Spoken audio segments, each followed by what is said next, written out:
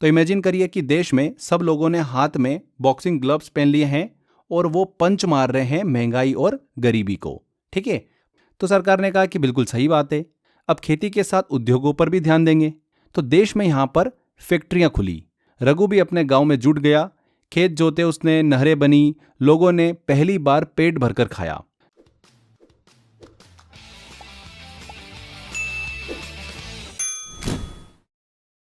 Hello friends, welcome to crazy GK trick. दोस्तों, आज का video one of the most important video होने वाला है, क्योंकि आज हम एक ऐसा टॉपिक डिस्कस करने वाले हैं जो कि एग्जामिनर का मोस्ट फेवरेट टॉपिक है। देखिए, हम बात कर रहे हैं पंचवर्षीय योजना की, 5 ईयर प्लान की। 5 ईयर प्लान एक ऐसा टॉपिक है जहां से एग्जामिनर क्वेश्चन पूछता है और सबसे ज़्यादा कन्फ्यूजन भी हमको यहीं से होता है। मैं आपको आज के इस वीडियो में एक ऐसी ट्रिक बताऊंगा जिससे कि 5 ईयर प्लान से कभी भी क्वेश्चन आपका गलत नहीं होगा। उसके लिए बस आपको वीडियो को पूरा देखना है और ज़िंदगी में सिर्फ एक ही बार इस वीडियो को देखना है। उसके बाद आपको रिवीजन करने की भी ज़रूरत नहीं है। एग्जाम में क्वेश्चन आएगा, तुरंत आपके दिमाग में सही आंसर क्लिक हो जाएगा। इस वीडियो के लास्ट में मैंने कुछ लेटेस्ट PYQ क्वेश्चंस लिए हैं जो अभी अभी एग्जाम में पूछे हैं इस टॉपिक से। देखना, आप लास्ट में जब टेस्ट लगाओगे तब उन क्वेश्चंस को आप बड़ी आसानी से सॉल्व कर दोगे। तो चलो, अब बिना किसी देरी के हम सेशन को स्टार्ट करते हैं। सबसे पहले मैं आपको बता दूं कि इस टॉपिक से एग्जामिनर किस तरीके का क्वेश्चन पूछ रहा है। वो ये पूछ रहा है कि कौन सी पंचवर्षीय योजना किस पर फोकस्ड थी, कौन सी पंचवर्षीय योजना किस पर आधारित थी, एंड सेकंड क्वेश्चन ये बना रहा है वो किस मॉडल पर बेस्ड थी। तो कुछ 3-4 मॉडल है शुरुआती पंचवर्षीय योजना के, वो मैं आपको लास्ट में ट्रिक बताऊंगा। अभी हम 1 से लेकर 12 तक जो पंचवर्षीय योजना है उनकी ट्रिक देखेंगे कि वो पंचवर्षीय योजना किस पर फोकस थी, किस पर आधारित थी। ओके, तो यहां पर देखिए, 1 से लेकर 10 पंचवर्षीय योजना की मैं आपको ट्रिक बता रहा हूं। 11 और 12 जो है वो बस हम डिस्कशन करेंगे और हमको याद हो जाएगा। तो 1 से लेकर 10 तक की ट्रिक हम डिस्कस करते हैं। देखिए, यहां पर फ्रेंड्स, शुरुआत में 1 से लेकर 4 तक की जो पंचवर्षीय योजना रही है उसकी एक छोटी सी कहानी है। इस कहानी को थोड़ा सा आप समझो। इमेजिन करिए कि साल 1947 भारत जस्ट आज़ाद हुआ और इस कहानी का एक हीरो है हमारा रघु, एक साधारण सा किसान जो अपने गांव में रहता है। ओके, आज़ादी मिली उसको, लेकिन जमीन जो थी उसकी वो बंजर थी, खाने को अनाज नहीं था और पेट भरने की चिंता सबसे बड़ी थी। रघु रोज कहता था कि देश तो आज़ाद हो गया, पर अब लोगों को भूख से आज़ाद करना है। यहीं से शुरू होती है हमारे देश की पहली पंचवर्षीय योजना की कहानी। पहली पंचवर्षीय योजना आती है, सरकार ने कहा पहले देश को अनाज दो, खेतों में पानी डालो और देश को अनाज दो। रघु भी अपने गांव में जुट गया, खेत जोते उसने, नहरें बनी, लोगों ने पहली बार पेट भरकर खाया। तो पहली पंचवर्षीय योजना में पूरा फोकस था पेट के ऊपर, खाने के ऊपर। तो कृषि और सिंचाई पर बेस थी हमारी पहली पंचवर्षीय योजना, एग्रीकल्चर के ऊपर। देश भूखा था तो पहली योजना का मकसद था पेट भरना और खेत सींचना। रघु यहां पर मुस्कुरा गया, अब पेट भरा है, लेकिन प्रॉब्लम एक और है, खेतों के लिए औजार चाहिए थे। फिर आती है यहां पर दूसरी पंचवर्षीय योजना।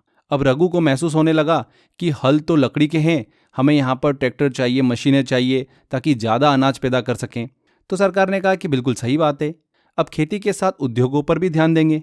तो देश में यहाँ पर फैक्ट्रियाँ खुली, स्टील बना, मशीनें बनी। रघु ने पहली बार अपनी ज़मीन पर ट्रैक्टर चलते हुए देखा। हैवी इंडस्ट्रीज यहाँ पर देखने को मिली। तो सेकेंड पंचवर्षीय योजना का फोकस क्या था? Heavy industries. पहली योजना में खेत तैयार हुए, दूसरी योजना में औजार और कारखाने तैयार हुए। रघु बोला, वाह, अब मैं भी अपने दम पर खेती कर सकता हूं। यहां पर बात आती है अब तीसरी पंचवर्षीय योजना की। रघु अब बिल्कुल आत्मविश्वास से भरा हुआ था। वो बोला कि अब मैं किसी पर भी निर्भर नहीं रहूंगा। अब खेती भी अपनी, उद्योग भी अपने और मेहनत भी अपनी। यानी अब देश का लक्ष्य था सेल्फ रिलायंस पर, आत्मनिर्भरता पर। सरकार भी बोली, यही तो चाहिए हमको, अब भारत को खुद अपने पैरों पर खड़ा होना होगा। तो तीसरी पंचवर्षीय योजना का फोकस क्या था? सेल्फ रिलायंस, आत्मनिर्भरता पर फोकस रहा। लेकिन कहानी में यहाँ पर एक मोड़ आता है। जैसे जिंदगी में सब कुछ हमेशा स्मूथ नहीं चलता है ना, वैसे ही देश की यात्रा में भी अचानक कठिनाई आ जाती है। पहली, दूसरी और तीसरी योजनाएं बहुत अच्छे से चल रही थी, लेकिन फिर आया 1962 का चीन युद्ध और 1965 का पाकिस्तान युद्ध। युद्ध में बहुत ज़्यादा नुकसान हुआ। रघु के गांव में भी फसलें नष्ट हो गई। सरकार को अपनी सभी संसाधन जो है डिफेंस में लगाने पड़े। तीसरी योजना वहीं पर ही रुक गई और 3 साल के लिए कोई नई योजना नहीं बनी। इसे कहा गया प्लान हॉलीडे। 1966 से लेकर 1969 के बीच में ये गैप हमको देखने को मिलता है। रघु बोला युद्ध के बाद अब फिर से सब कुछ शून्य से शुरू करना होगा। तब आती है यहाँ पर चौथी पंचवर्षीय योजना। देखिए तीसरी का क्या फोकस था, सेल्फ रिलायंस आत्मनिर्भरता पर फोकस रहा। तीसरी योजना में देश ने आत्मनिर्भरता सीखी थी। अब चौथी में उसी आत्मनिर्भरता को और मजबूत करना था ताकि अगर भविष्य में कोई झटका आए तो देश टिक सके, डगमगाए नहीं। इसीलिए चौथी पंचवर्षीय योजना का असली मकसद था stability and self reliance. Self reliance आत्मनिर्भरता तो था ही सही, साथ ही साथ स्टेबिलिटी भी था। तो चौथी पंचवर्षीय योजना का मकसद था, फोकस था उसका growth with stability and self reliance. यहाँ पर रघु जो है अब और समझदार हो चुका था। वो बोला अब खेती भी स्थिर रखनी है, उद्योग भी चलाते रहना है और किसी भी मुश्किल में देश को रुकने नहीं देना है। तो ये 1 से लेकर 4 पंचवर्षीय योजना की मैंने आपको एक स्टोरी बताई। रघु की एक स्टोरी थी, रघु एक किसान। आई होप आपको बहुत अच्छे से कनेक्ट करा होगा। अब यहाँ से 4 तक तो हमको समझ में आ गया है। एक एक करके हमने डिस्कस किया। बहुत ही सिंपल सा पैटर्न है। पहले में एग्रीकल्चर, दूसरे में हैवी इंडस्ट्रीज, तीसरे में सेल्फ रिलायंस मतलब आत्मनिर्भरता और चौथे में स्टेबिलिटी एंड सेल्फ रिलायंस। ठीक है, ये फोकस हमने बेसिकली डिस्कस कर लिया। स्टोरी के माध्यम से हमने डिस्कस करा है तो दिमाग के अंदर पूरा तरीके से छप चुका है। अब देखिए सबसे मोस्ट डिफिकल्ट पार्ट आता है 5 से लेकर 10 तक का। 5 से लेकर 10 में यहाँ पर भयंकर कंफ्यूजन होता है और एग्जामिनर भी ज़्यादा क्वेश्चन यहीं से ही पूछता है। 1, 2, 3, 4 से क्वेश्चन पूछता है, बट 5 से 10 के बीच में ज़्यादा हमको क्वेश्चंस देखने को मिलते हैं। तो इसकी मैंने और अच्छे से यहाँ पर आपके लिए ट्रिक बनाई है। आप बस एक एक करके समझते चलिएगा। यहाँ पर हम बात करते हैं 5वीं पंचवर्षीय योजना की। देखिए 5वीं पंचवर्षीय योजना, 5 यहाँ पर बना पंच, 5 बना पंच। ठीक है, यहाँ पर अब हम शब्द को पकड़ेंगे और शब्द से एक रिलेटेड शब्द निकालेंगे और उससे पूरी तरीके से आपको कनेक्ट हो जाएगा।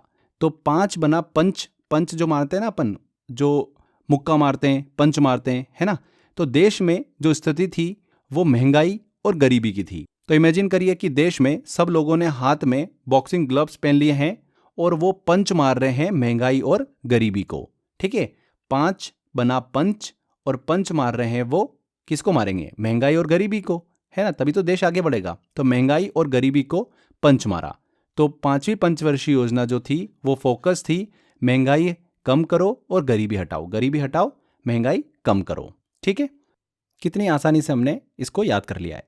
ऐसे ही पढ़ना चाहिए इमेजिनेशन के थ्रू, थोड़ा सा एकदम फनी वे में, जिससे कि चीज़ें हमको याद रखना आसान हो जाती है। मैंने आपको 100 आवर के जो मेरा जीएस का कोर्स है उसमें भी इसी तरीके से पढ़ा रखा है। जो स्टूडेंट जीएस को लेकर परेशान है कि जीएस का सॉल्यूशन नहीं मिल रहा है, तो उनके लिए ही मैंने 100 आवर जीएस का मेरा कोर्स डिज़ाइन कर रखा है। बहुत अच्छे से इमेजिनेशन के थ्रू, कॉन्सेप्ट से, ट्रिक के माध्यम से हमने जीएस को कंप्लीट किया है। सब मैंने उसके अंदर आपको पढ़ा रखा है। वो चीज़ ज़्यादा अच्छे से हमने फोकस करी है जो एग्जामिनर बार बार एग्जाम में पूछ रहा है। History, polity, science, economics, art and culture, computer, सभी सब्जेक्ट्स मैंने उसके अंदर आपको पढ़ा रखे हैं। 100 घंटे का ऐसा कोर्स जो एग्जाम से पहले आपको क्विक रिवीजन करने में भी काफ़ी ज़्यादा हेल्प करता है। इस कोर्स में मैंने आपको 3000 से ज़्यादा PYQ दिए हैं अलग अलग एग्जाम के। मैक्सिमम क्वेश्चन तो इन PYQ से ही पूछ लेते हैं एग्जाम में, तो आप वहाँ से प्रैक्टिस कर सकते हैं। हिंदी इंग्लिश मिक्स में मैंने आपको पढ़ाया हुआ है, तो आप जिस भी मीडियम के हो आपको दिक्कत नहीं आएगी। अगर आप कोर्स को एनरोल करना चाहते हैं तो लिंक मैंने डिस्क्रिप्शन बॉक्स और कमेंट बॉक्स में दे रखा है, या फिर आप स्क्रीन पर दिए गए नंबर पर भी कॉल कर सकते हैं।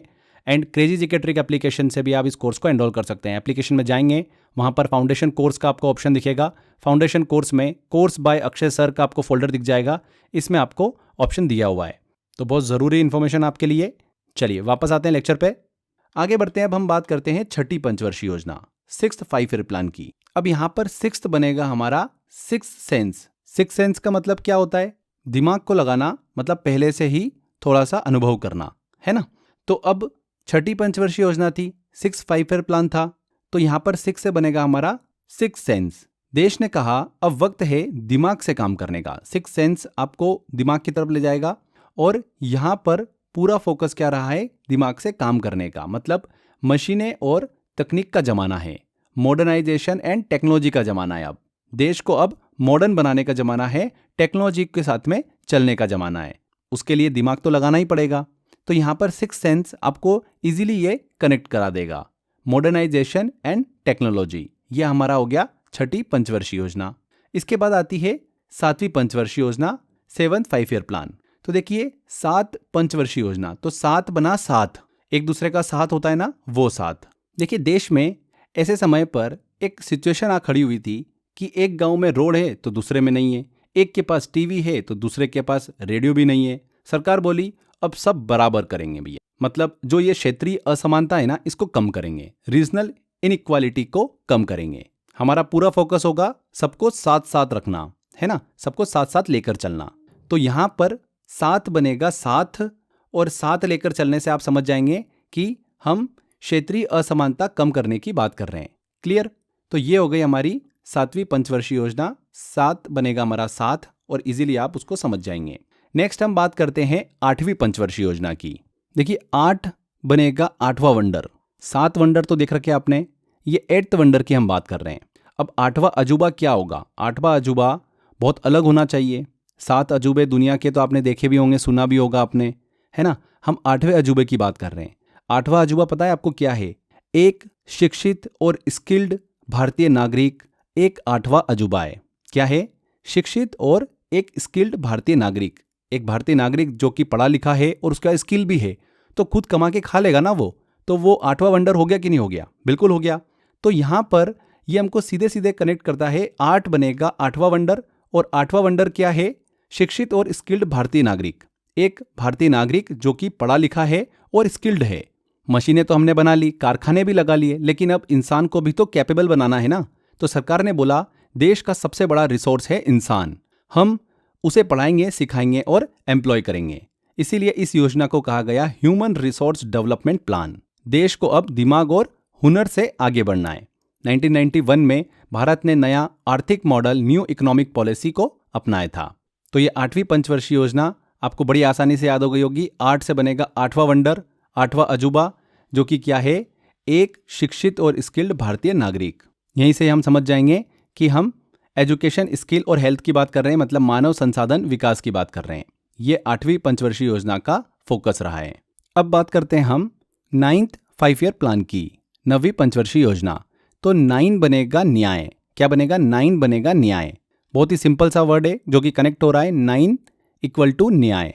तो जो हमारी 9वीं पंचवर्षीय योजना रही ना, 9th 5 ईयर प्लान, वो न्याय पर ही फोकस था, सोशल जस्टिस एंड इक्वालिटी। तो 9th 5 ईयर प्लान भी आपको इजीली याद हो गया होगा कि किस पर फोकस था? न्याय पर फोकस था, तो सोशल जस्टिस एंड इक्वालिटी।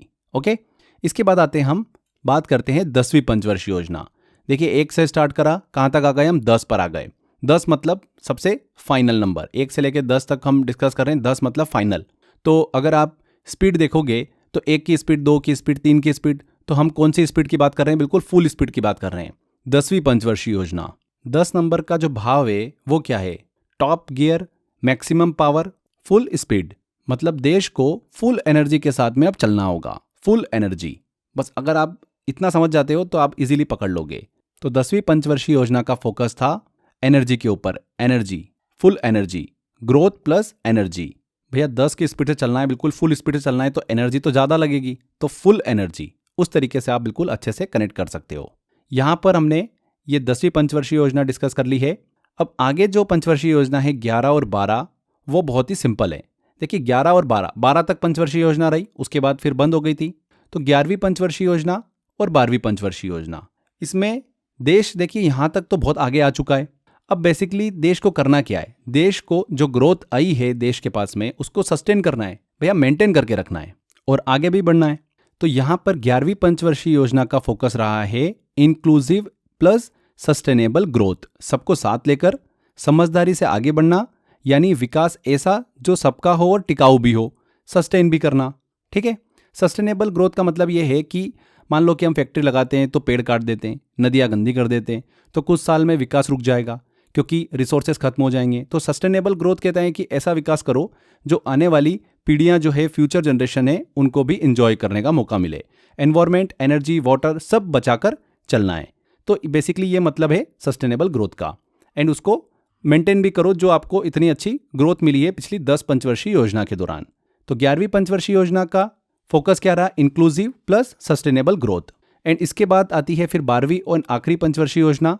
तो जो हमारा 11वीं पंचवर्षीय योजना में फोकस रहा है इंक्लूसिव प्लस सस्टेनेबल ग्रोथ, उसको फास्ट कर दो। बस इतना सही है। 11वीं और 12वीं बिल्कुल सिमिलर है, 12वीं में और उसकी रफ्तार बढ़ा दो। तो फास्टर इंक्लूसिव सस्टेनेबल ग्रोथ, ये 12वीं पंचवर्षीय योजना का फोकस रहा है। तो बस एक बार आपने समझ लिया, सुन लिया, इससे ही आपको अच्छे से क्लियर हो जाएगा, तो इसमें कन्फ्यूजन भी नहीं होगा आपको। यहाँ पर एक चीज़ ध्यान रखिएगा कि सबसे ज़्यादा जो हमको ग्रोथ देखने को मिली थी, जीडीपी ग्रोथ, वो 11वीं पंचवर्षीय योजना के दौरान मिली थी, 8% की। ठीक है, तो ये मैंने आपसे 12 पंचवर्षीय योजना डिस्कस करी है और मैंने ट्रिक के माध्यम से आपको याद करा दिया है कि कौन सी पंचवर्षीय योजना का फोकस क्या रहा था। ठीक है, अब यहाँ पर एक और छोटा सा पेज फंसता है मॉडल को लेकर। एग्जाम में पूछ लेते हैं कि पहली पंचवर्षीय योजना किस मॉडल पर बेस्ड थी, दूसरी पंचवर्षीय योजना किस मॉडल पर बेस्ड थी, एंड तीसरी पंचवर्षीय योजना किस मॉडल पर बेस्ड थी। तो जो मॉडल हमको देखने को मिले थे वो शुरुआत की 3 पंचवर्षीय योजना में देखने को मिले। ठीक है, और इसके अलावा एक और मॉडल हमको देखने को मिला था, वो मैं आपको आखिरी में बताऊंगा। तो 3 मॉडल हमको सुनने को भी मिलते हैं और एग्जाम में क्वेश्चन उन्हीं से पूछे जाते हैं, और पहली, दूसरी या तीसरी पंचवर्षीय योजना में से ही उसका आंसर होता है। अब ये 3 मॉडल कौन कौन से हैं? पहला तो है हेरोल्ड डोमर मॉडल, दूसरा है महालनोबिस मॉडल, और तीसरा है सुखमय चक्रवर्ती मॉडल। ठीक है, मतलब एससी मॉडल। अब यहाँ पर फ्रेंड्स, हर एक मॉडल का अगर आप स्टार्टिंग का, ठीक है, स्टार्टिंग का अगर आप अल्फ़ाबेट देखोगे तो हेरोल्ड डोमर मॉडल में एच आ रहा है, उसके बाद महालनोबिस मॉडल में एम आ रहा है, और सुखमय चक्रवर्ती मॉडल मतलब एससी मॉडल में यहाँ पर आगे स्टार्टिंग में एस आ रहा है। तो अगर इनका सीक्वेंस अगर आप जमाओगे अल्फ़ाबेट ऑर्डर में प्रॉपर, है ना, A to Z तक में, तो आपको पहले एच आएगा, फिर एम आएगा, फिर आएगा एस। तो बस यही सीक्वेंस हमको हमेशा रखना है, पहले, दूसरे और तीसरे नंबर पर। तो इससे आप इजीली कनेक्ट कर पाओगे। एग्जाम में पूछा आपसे कि दूसरी पंचवर्षीय योजना जो थी वो किस मॉडल पर आधारित थी, तो दूसरे नंबर पर देखिए आपको बताइए कि 3 मॉडल थे, हेरोल्ड डोमर मॉडल, दूसरा था महालनोबिस मॉडल, और तीसरा था एससी मॉडल, सुखमय चक्रवर्ती मॉडल। तो दूसरे नंबर पे कौन सा आ रहा है? महालनोबिस मॉडल, एम, है ना।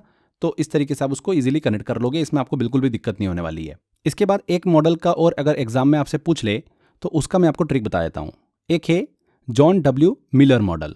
मिलर मॉडल, ठीक है, नाम देखोगे आप थोड़ा सा तो आपको समझ में आ जाएगा कि मिलाना, है ना।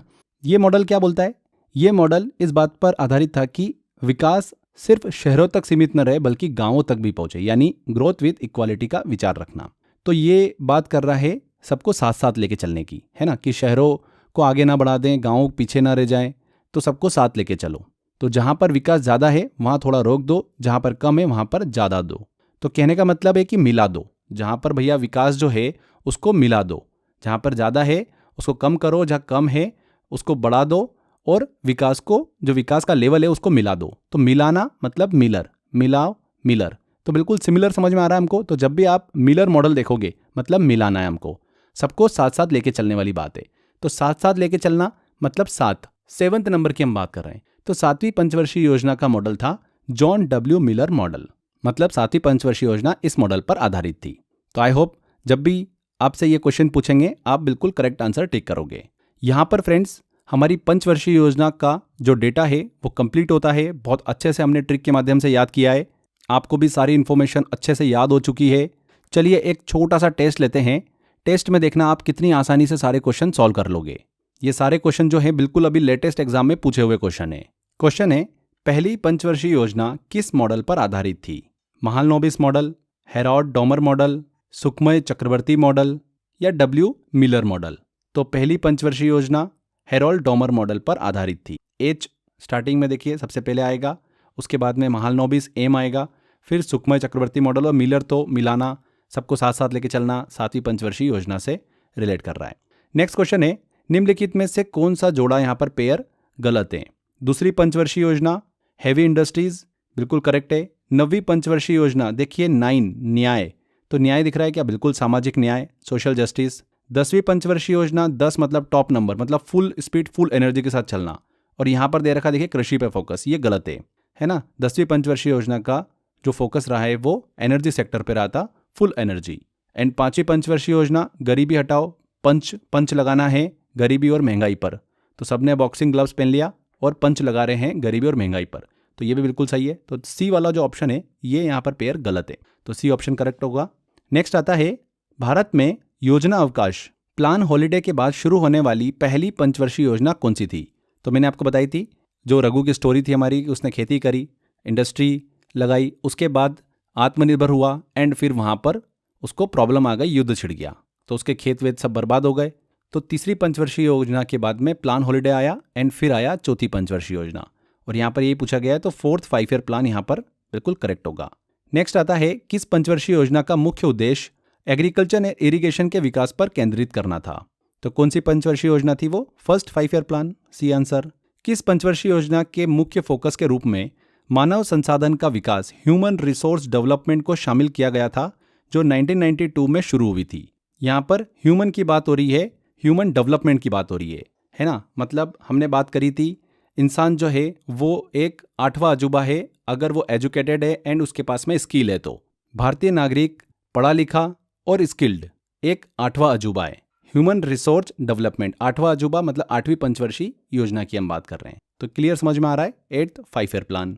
वह कौन सी पंचवर्षीय योजना थी जिसका प्राथमिक उद्देश्य क्षेत्रीय असमानता में कमी लाना था? बहुत ही सिंपल, गांव शहरों को साथ साथ लेके चलना है, किसी में भी असमानता हमको नहीं रखना है ना। विकास की गति जो है वो बिल्कुल हमको साथ साथ लेके चलनी है। तो 7 से बनेगा 7, तो 7 5 ईयर प्लान की बात हो रही है। बिल्कुल क्लियर समझ में आ गया। लास्ट क्वेश्चन है, भारत की अंतिम पंचवर्षीय योजना 12वीं पंचवर्षीय योजना 2012 से 2017 तक का मुख्य लक्ष्य क्या था? तो जो हमने इतने समय तक ग्रोथ करी है उसको सस्टेन भी करना है और यहाँ पर फुल स्पीड से भी हमको आगे बढ़ना है। तो faster, more inclusive and sustainable development, तीव्र, अधिक समावेशी व सतत विकास। सी वाला ऑप्शन देख के ही हमको क्लियर समझ में आ रहा है। तो देखिए कितनी आसानी से हमने सारे क्वेश्चन कर दिए।